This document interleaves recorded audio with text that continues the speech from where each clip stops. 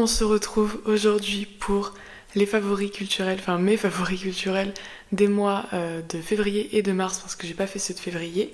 Donc on va tout faire d'un coup. C'est tout ce que j'ai préféré lire, regarder, écouter pendant ces 2 mois. Il y a beaucoup de femmes, beaucoup de gays et beaucoup de musique techno. Donc c'est de ça qu'on va parler aujourd'hui. Je commence tout de suite avec la lecture, le premier livre que j'ai adoré ce mois-ci, enfin en février, mais bon bref, on s'en fiche. Le premier livre que j'ai adoré ces 2 mois, c'est La Dame à la Louve de René Vivien. J'ai fait un vlog lecture où je lis ce livre et donc j'entre un peu plus dans les détails de ce que j'en pense et de ce de quoi ça parle. Mais René Vivien, c'est donc une autrice lesbienne de la fin du 19e siècle. Elle a écrit La Dame à la Louve, qui est un recueil de nouvelles vraiment très court. Et j'ai absolument adoré. C'était trop génial. Je trouve que c'est un recueil qui est vraiment extrêmement réussi, qui travaille autour de thèmes forcément communs. C'est le pire background qui existe. Qui travaille autour de thèmes communs donc dans chaque nouvelle, mais de façon toujours assez différente et pas avec les mêmes types d'histoires, les mêmes constructions narratives. Donc ça, j'ai vraiment beaucoup aimé et je vous le recommande chaudement. En plus, c'est très accessible, je trouve. Pour commencer René Vivien, c'est très accessible pour comprendre un peu la littérature fin de siècle. Et voilà. On va reparler de René Vivien dans 5 minutes à peu près. Le deuxième livre que j'ai beaucoup aimé lire, c'est Ambitieuse de Jeanne de La Vaudère. Jeanne de La Vaudère, j'ai fait toute une vidéo sur elle.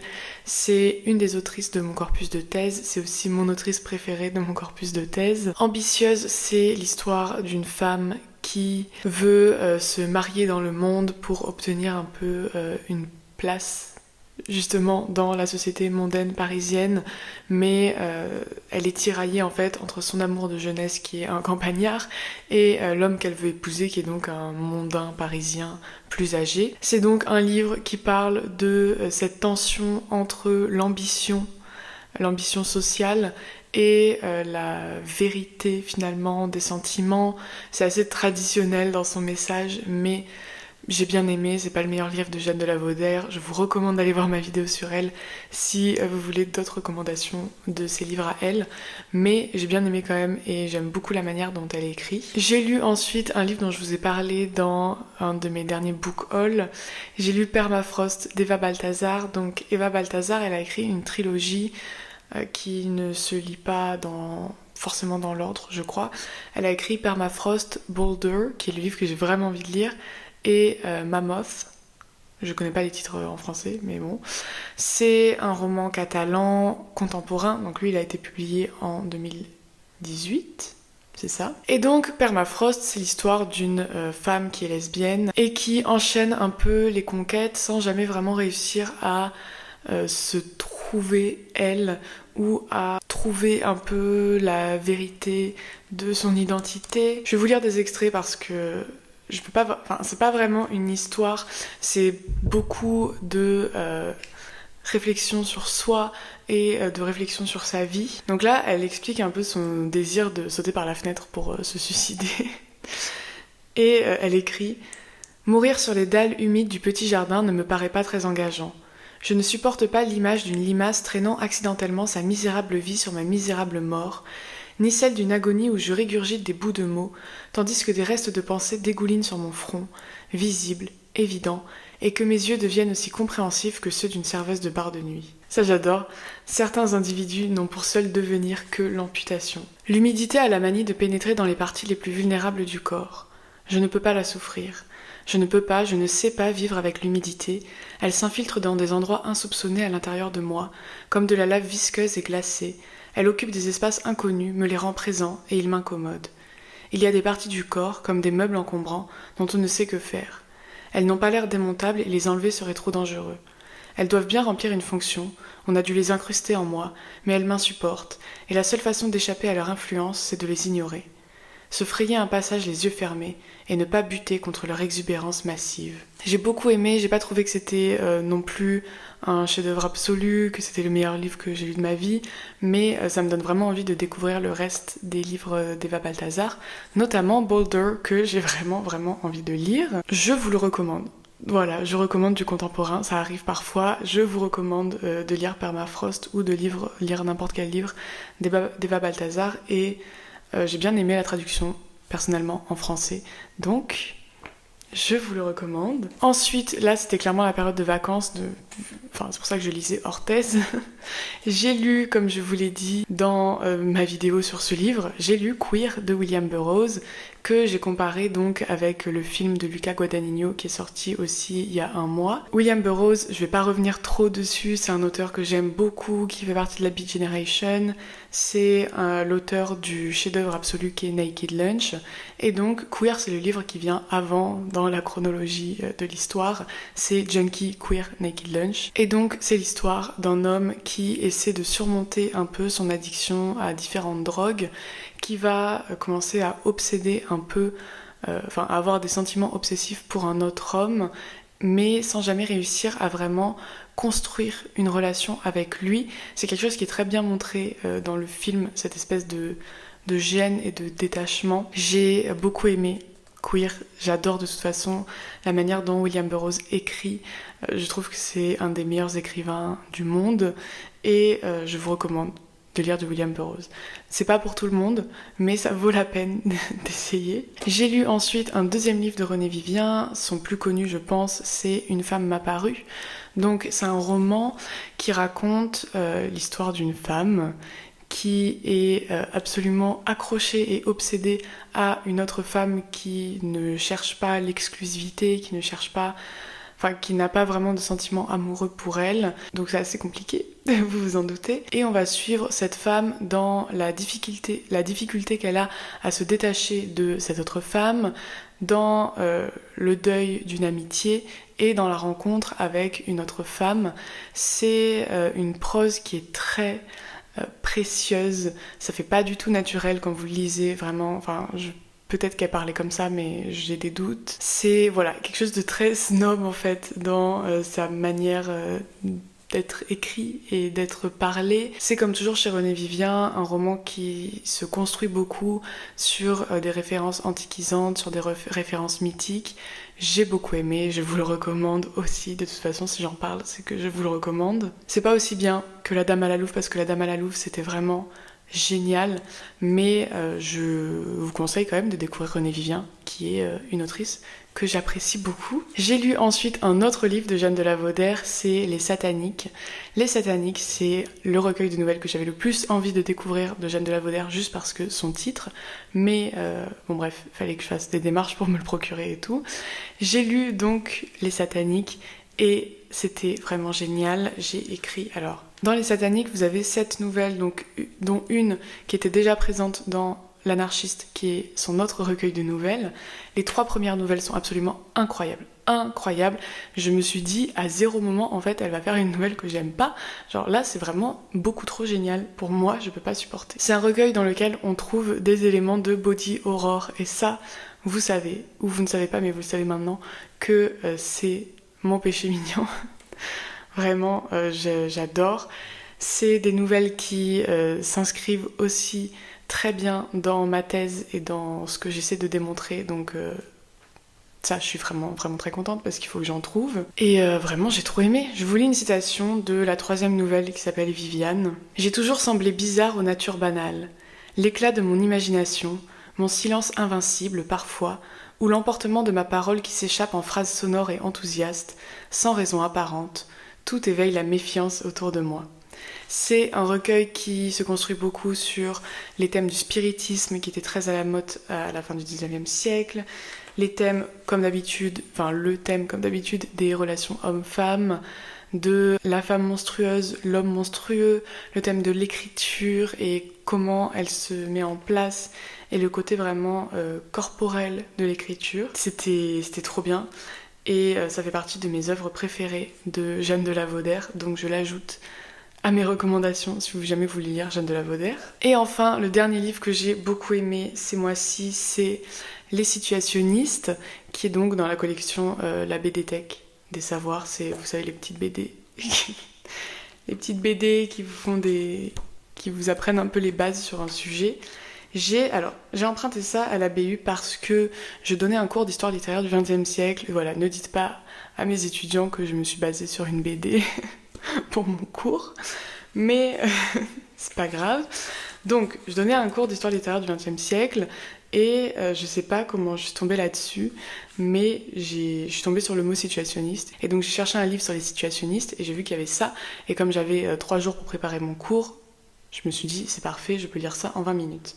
Donc, les situationnistes, c'est des auteurs de la fin du XXe siècle et c'est notamment, enfin, c'est des auteurs centrés en gros autour de la figure de Guy Debord. Guy Debord qui a écrit La Société du spectacle et qui est généralement connu pour ça. C'était absolument passionnant, mais c'était vraiment, j'ai développé une obsession vraiment pour ce mouvement littéraire et c'est vraiment trop génial. Allier art et révolution de toute façon en général c'est souvent assez génial. Je vous recommande vraiment de le lire parce que j'ai trop aimé et vraiment, je vous jure vraiment je suis obsédée par les situationnistes. Je ferai peut-être un carnet philo sur la société du spectacle de Guy Debord un jour parce que là on n'y est pas encore. J'ai trop aimé vraiment et en fait je connaissais pas parce que c'est pas mon siècle et que je connais pas tout de tous les siècles. Je connaissais pas et j'ai été absolument bouleversée par l'existence des situationnistes et l'histoire de leur mouvement. Donc, s'il vous plaît, lisez-le, comme ça on pourra partager un peu cette obsession, vous voyez. C'est tout pour les livres que j'ai aimés en février et en mars. On va passer aux films. Il y a 4 films dont je veux vous parler. Le premier, j'ai vu La Belle Personne de Christophe Honoré. Donc Christophe Honoré, c'est un réalisateur contemporain qui fait partie de mes réalisateurs préférés, que j'aime beaucoup, qui a fait Les Chansons d'amour, qui est un de mes films préférés. Et j'ai regardé donc La Belle Personne que j'avais jamais vue et que je voulais voir depuis très longtemps. C'est le film où Léa Seydoux est brune avec une frange.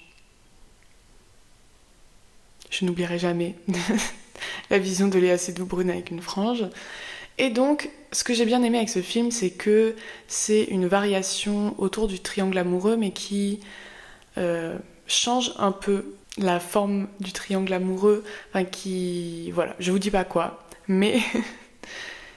qui joue un peu avec le triangle amoureux en faisant pas non plus quelque chose de cliché ou de stéréotypique. C'est un film où Louis Garrel joue le pire prédateur que j'ai vu de ma vie, vraiment. Si vous voulez être dégoûté de Louis Garrel, regardez La Belle Personne. Et c'est un film où il y a le personnage d'Otto qui est littéralement moi, en fait. Voilà. Moi, je pense que je suis Otto.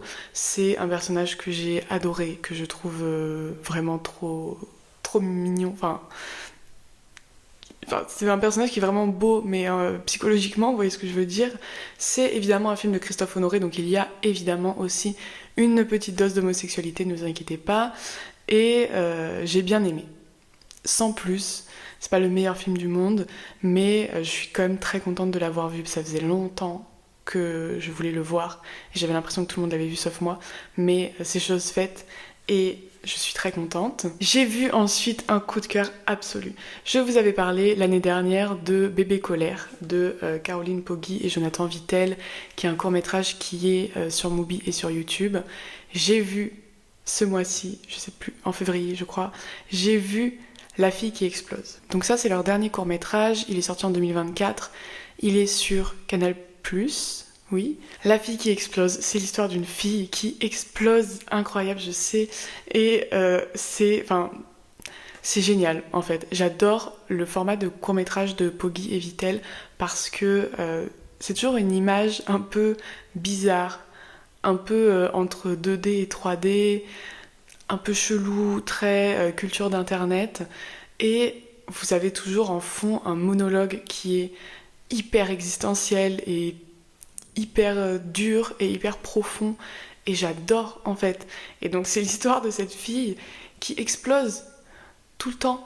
Elle passe son temps à exploser, vraiment. Et c'est trop génial, et ça parle de deuil, de rupture, ça parle de comment exister dans le monde, et ça parle de comment faire face à l'horreur du monde, l'horreur de soi-même, l'horreur des autres. C'est absolument génial, et je suis vraiment trop fan de leur travail. Il faut absolument que je regarde leur long métrage que j'avais raté quand il était sorti au cinéma, mais j'adore. J'adore, vraiment. J'ai passion court-métrage, mais surtout passion pour leur court-métrage à eux. C'est un peu ce que je ferais si je faisais des courts-métrages, vous voyez. Ensuite, j'en ai déjà parlé, encore une fois, j'ai vu Queer de Luca Guadagnino au cinéma, donc l'adaptation du livre de Burroughs. J'ai adoré, banger absolu, je suis trop fan, j'aime tout, je trouve que le livre a été trop bien adapté, sans coller au livre, mais sans le trahir, enfin c'est trop génial, j'ai adoré, je peux rien vous dire de plus, à part que c'est vraiment trop bien. Et vous pouvez aller voir ma vidéo sur Queer pour un avis un petit peu plus développé. Et enfin, j'ai vu un film de 92, c'est Les Nuits Fauves de Cyril Collard. Les Nuits Fauves, c'est un film qui parle d'un personnage principal masculin qui est bisexuel et qui découvre qu'il a le sida, donc c'était dans les années sida. C'est un personnage qui a du mal à choisir. Alors, dit comme ça, c'est très représentation cliché de la bisexualité, mais en vrai, enfin, c'est un peu un des premiers films à avoir déjà mis le mot bisexualité dans un film et à l'avoir représenté en fait. Donc c'est un personnage masculin qui a une relation avec un homme et une relation avec une femme et il a du mal à accepter le fait de devoir choisir. Donc c'est un peu un film sur le polyamour, mais avant que le mot soit diffusé en masse, on va dire. C'est un personnage masculin qui est pas le plus... qui est pas parfait, c'est un peu un anti-héros, et en même temps c'est un personnage pour lequel on peut pas s'empêcher d'avoir beaucoup de compassion, donc c'est un personnage complexe, qui est très bien construit, c'est joué par Cyril Collard lui-même, qui est quand même assez beau, vraiment, et surtout, c'est un hommage immense à Jean Genet. Et ça vous savez qu'il m'en faut pas plus. Donc au début, il y a une mention de Jean Genet quand le personnage est en train de lire le journal et qu'il apprend la mort de Genet, ce qui m'a rendu hyper triste. Et ensuite, vous avez un moment où il va... Donc vous savez, à la fin du XXe siècle, les lieux de rencontre gays, c'était pas que ça, mais c'était beaucoup ça. C'était des lieux assez... donc par exemple, sous des ponts, des lieux un peu désaffectés où vous y allez et vous avez une relation sexuelle avec un homme un peu au hasard et ensuite vous rentrez chez vous. Donc c'était très dans le flou, dans l'anonymat, tout ça. Et donc vous avez un moment où le personnage masculin principal va donc dans un de ces lieux et en fond, vous avez l'adaptation chantée du Condamné à mort de Genet, qui est littéralement la strophe que je vous ai récitée dans ma dernière vidéo parce que c'est une de mes strophes préférées de tous les temps en poésie. Donc là, je suis devenue un peu folle. Je me suis dit, ok, ce film, littéralement pour moi, en fait. Ensuite, ça s'est un peu désagrégé dans la deuxième partie du film parce qu'ils passent leur temps à s'engueuler et que, bon, les films où les gens passent leur temps à s'engueuler, ça va 2 minutes. Mais voilà, à part ça, j'ai beaucoup aimé. C'est un film qui est pas du tout parfait, qui est pas du tout lisse dans sa représentation des relations. Il y a plein de trucs qui sont un peu craignos, mais c'est très représentatif de son époque. C'est très représentatif de l'ambiance politique et sociale de l'époque. Et c'est un film que j'ai vraiment beaucoup aimé et qui m'a touchée. Et donc je vous recommande d'aller le voir. Et ensuite, pour finir avec les films, entre guillemets, je regarde pas beaucoup de séries, mais j'ai regardé un animé en février. J'adore les animés. Voilà, mon coming out weeb. J'ai regardé Vampire in the Garden, qui est un animé qui est sur Netflix, qui est sorti en 2022. Et c'était trop bien en fait. Alors je vous dis la vérité, oui je l'ai regardé parce qu'il y avait vampire dans le titre. Voilà, je vais pas vous mentir. C'était trop bien. En fait ce que j'ai trouvé hyper intéressant, c'est que pour parler encore une fois d'homosexualité, le vampirisme c'est un motif qui est très relié à la sexualité et à la sexualité hors norme.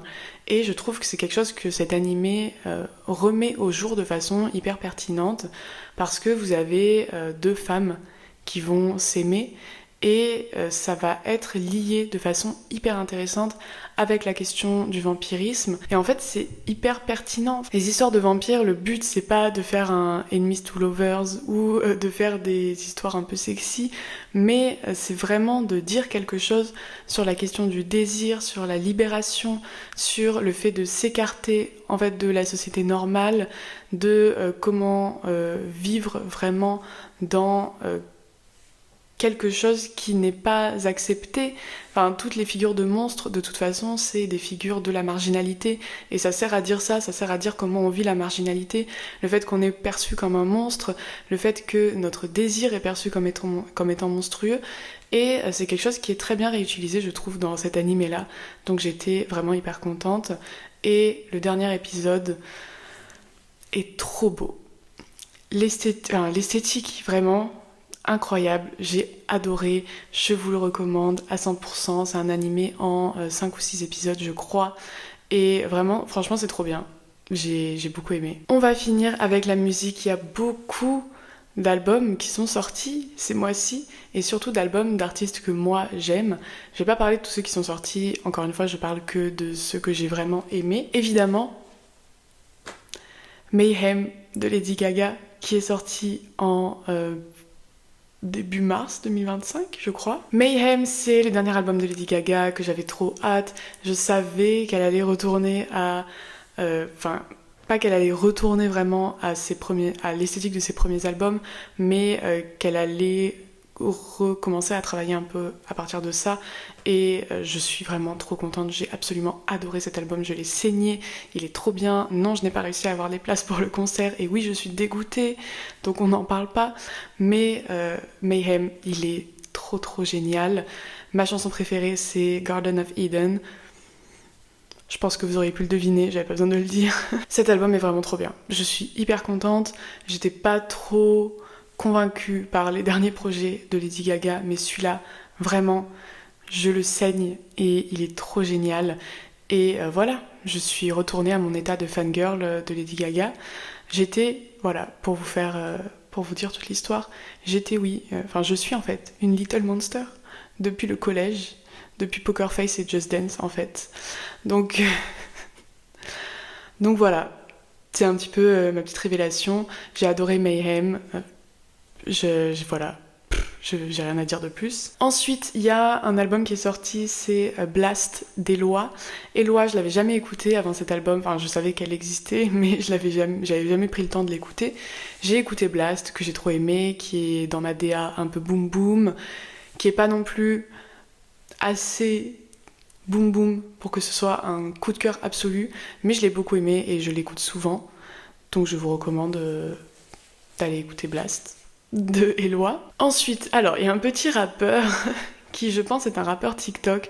Moi je l'ai découvert sur Spotify, j'ai pas TikTok, mais je me doute que c'est un rappeur TikTok parce que je trouve que ça se voit quand vous écoutez. Bon bref, il a sorti un album qui s'appelle Archive en 2025 aussi, ce mois-ci, et j'ai adoré parce que déjà il y a des musiques où ça fait très rap techno, donc moi j'en demande pas plus. Je vous conseille d'aller écouter.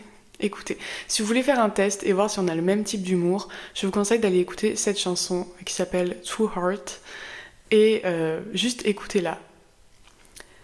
Si ça vous fait rire, c'est qu'on a le même humour, sinon c'est pas grave. Je suis sûre que vous pourrez quand même prendre mes recommandations littéraires. Mais voilà, j'ai beaucoup aimé cet album, j'aime bien ce que fait Sian Boy. Voilà, je sais pas quel âge il a peut-être 16 ans, mais... mais j'aime bien ce qu'il fait et j'aime bien le fait qu'il y a des éléments un peu techno qui se mettent dans sa musique. Moi, vous savez qu'il m'en faut pas plus. Et on va finir avec le best du best du best. En mars est sorti le nouvel EP de Théa. Théa qui est ma chanteuse préférée de tous les temps, j'en ai déjà parlé, un peu trop peut-être. Et donc, son nouvel EP qui s'appelle Comet est sorti. Je peux même pas vous dire que je l'ai saigné, parce que c'est juste que je l'écoute tous les jours en fait. J'écoute pas tous les jours de la musique, mais quand j'en écoute, je commence par écouter cet EP, et ensuite j'écoute autre chose. Ou alors j'écoute les autres musiques de Théa. Bon, en fait, j'écoute vraiment que ça, voilà, je vous dis la vérité. Cet EP, je l'adore, je trouve qu'il est trop réussi, et ce mois-ci, j'ai aussi vu Théa en concert et c'était le meilleur concert de ma vie. Je vous le dis, vraiment, c'était trop bien. Je suis vraiment en mode fangirl. Là, il n'y a plus de retour possible en fait. C'était trop bien. Je ne peux que vous recommander d'aller écouter Théa parce que moi, c'est vraiment... Voilà, je l'ai déjà dit, mais si je faisais de la musique, c'est ça que je ferais, tout simplement. Que ce soit l'instru ou les paroles, c'est littéralement ça que je ferais. J'ai adoré le concert, j'ai pris mes places pour l'Olympia en 2026. Voilà, donc vous m'y verrez si vous avez des bons goûts musicaux. Et trop génial. Trop génial. C'est tout pour mes recommandations culturelles des mois de février et de mars. J'espère que ça vous a plu. J'espère que vous irez un peu lire ces livres et voir ces films et bon, peut-être pas écouter ces musiques parce que c'est pas pour tout le monde, mais si c'est pour vous, vous pouvez aller écouter ces musiques. Et on se retrouve la semaine prochaine pour une vidéo que j'ai très hâte de vous publier, donc stay tuned. Merci d'avoir regardé. Dites-moi en commentaire ce que vous avez aimé lire, voir, écouter en février et en mars. Et à la semaine prochaine. J'ai qu'un seul truc en tête, est-ce que des fois tu l'as fermé?